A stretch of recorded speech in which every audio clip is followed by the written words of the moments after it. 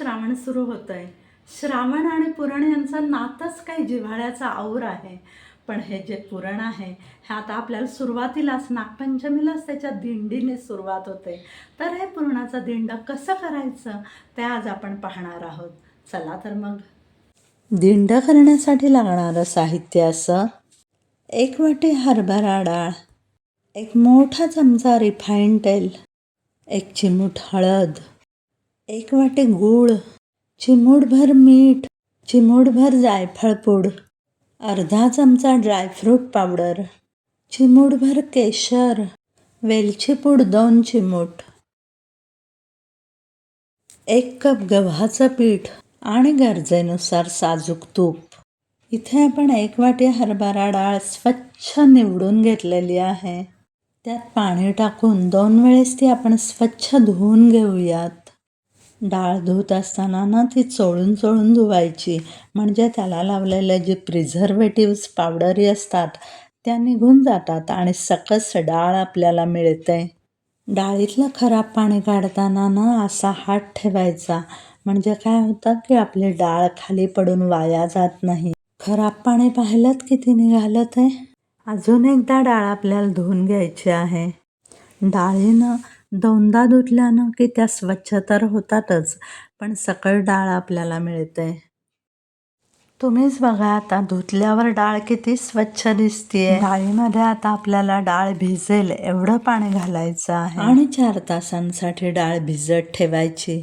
4 तास पुष्कळ होतात. फार भिजवली तर ती जास्त मऊ होते आणि पुरण चिकट होतं. 4 तास झालेले आहेत आणि आपली डाळ तुम्ही पाहू शकता छान भिजलेली आहे. मस्त फुलून आलेली आहे. प्रत्येक दाणा मऊ झालेला आहे. अशी ही भिजलेली डाळ पुरणासाठी अगदी योग्य असते. अशी फुगलेली हरभरा डाळ पाहिली ना की घरात सणांची चाहूल लागते. आणि असं जे पुरण असतं ना मऊशी असं भिजलेल्या डाळीचं, ते पुरण अक्षरशः खूप छान होतं. प्रेशर पॅनमध्ये सगळी भिजलेली डाळ ओतून घ्यायची. आपल्याला डाळ छान शिजवून घ्यायची आहे. डाळीमध्ये डाळ बुडेल एवढंच पाणी घालायचं. डाळीत 1 चमचाभर तेल आणि अर्धा चिमूट हळद घालायची. अगदी अर्धा चिमूट घालायची, कारण नंतर कणकेला रंग यावा म्हणून पण अर्धा चिमूट आपण कणकेत हळद घालणार आहोत. चमच्याने थोडं सारखं करून घ्यायचं आणि कुकरच्या 3-4 शिट्ट्या करून घ्यायच्या. फार शिट्ट्या करायच्या नाहीत, कारण डाळ आपली भिजलेली आहे. 3-4 शिट्ट्या झालेल्या आहेत आणि आपली डाळ छान शिजलेली आहे. त्यातलं जास्तीचं पाणी न काढता आपण थोडी डावाने हटवून घेणार आहोत.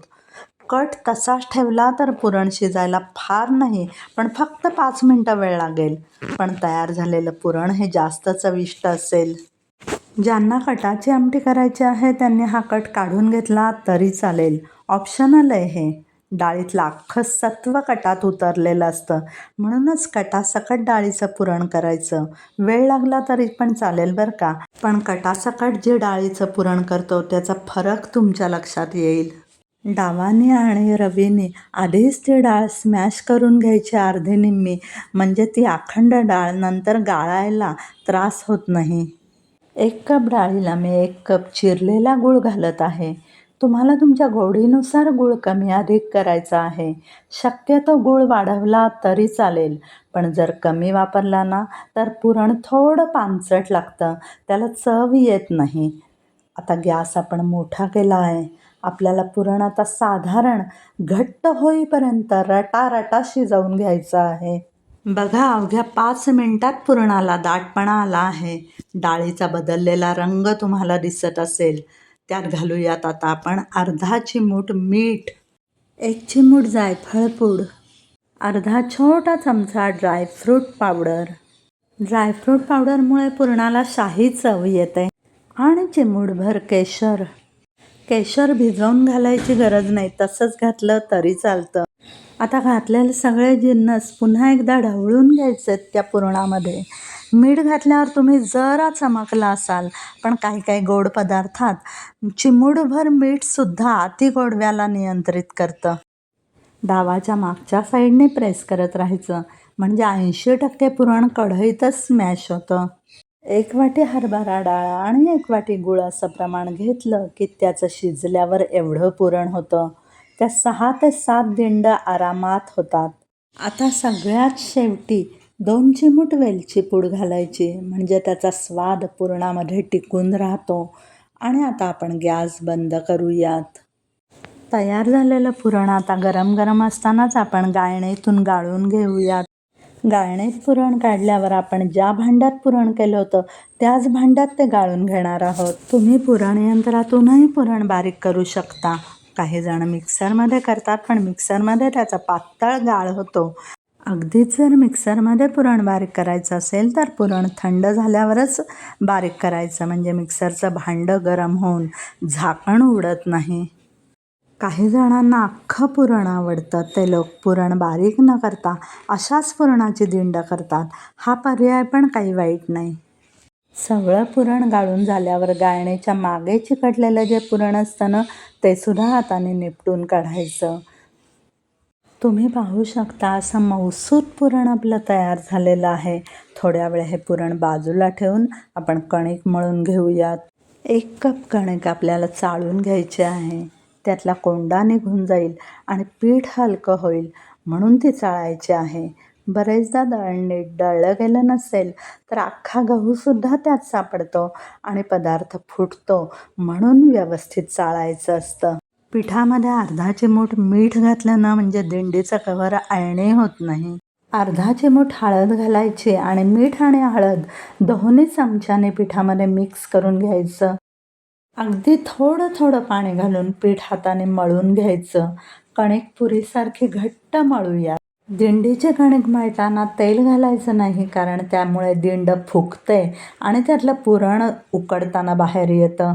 कणिक मळताना बोटाला चिकटलेलं पीठ चमच्याने काढून घ्यायचं. हा घट्ट मळलेला पिठाचा गोळा फक्त 5 मिनटं मुरण्यासाठी ठेवूयात. 5 मिनिटांनी पीठ मुरल्यावरती त्याचे उंडे करून घेऊयात. तोपर्यंत दिंड उकडवण्यासाठी गॅसवर आधण ठेवलेलं आहे. साधारण मध्यम आकाराचे उंडे करायचे. केलेल्या उंड्यांची आपल्याला पुरी लाटायची आहे, पण पुरी लाटत असताना उंड्याला किंवा पोलपाटाला तेल लावायचं नाही. अगदी गरज पडलीच तर आपण पीठ लावूयात.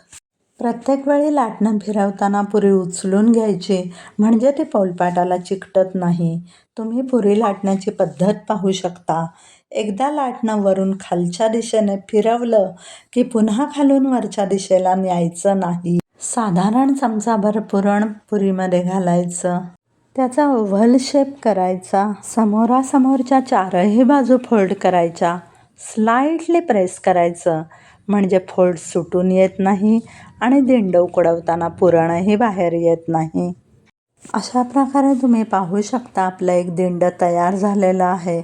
असेच आपण बाकीचे दिंडही करून घेऊयात. लहानपणी नागपंचमीला घरी दिंड बनले की सगळ्या घरात सुगंध दरवळायचा. माई आणि आजी गरमागरम दिंडावरती तूप घालून वाढायच्या. त्याच चवीचं पुरण आज आपण केलेलं आहे. स्टीमरचं भांडं घेऊन त्याला किंचित तेल लावूयात, म्हणजे दिंडी उकडताना भांड्याला चिकटणार नाहीत आणि अलगद सुटून येतील. केलेले सगळे दिंड आपण त्याच्यामध्ये ठेवूयात. तुम्ही पाहू शकता पाण्याला व्यवस्थित उकळी आलेली आहे. गॅसवर आता आपण स्टीमरचं भांडं ठेवूयात आणि त्याच्यावरती झाकण ठेवूयात. आता गॅस मध्यम आचेवर ठेवून आपल्याला 10 मिनटं दिंड उकडवून घ्यायचे आहेत. 10 मिनिटांनी गॅस बंद करून झाकण काढून दिंड बाहेर काढून घ्यायचे. त्यावर थोडं थोडं तूप घालून नागाला नैवेद्य दाखवायचा आणि गरमागरम दिंड खायची. असं हे भरपूर पुरण भरलेलं भरीव दिंड प्रेमाने बनवा आणि आनंदाने खा. जर व्हिडिओ आवडला असेल तर चॅनलला लाईक करा, सबस्क्राईब करा आणि बेल आयकॉनवरती क्लिक करायला अजिबात विसरू नका. Thank you so much.